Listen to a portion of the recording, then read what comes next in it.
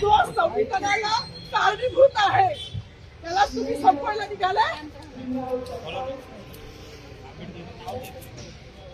पालकमंत्र्यांची फार मोठी चूक आहे मॅडम, माफी मागणार नाही, पण पालकमंत्र्यांची चूक पदरात घ्यावी.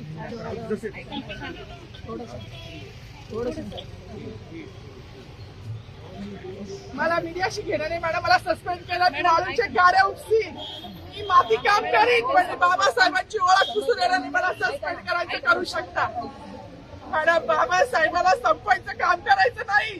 26 जानेवारी 15 ऑगस्ट मध्ये मी नाही मानत, पण लोकशाही मॅडम तुम्ही सुद्धा संविधानामुळे आहात.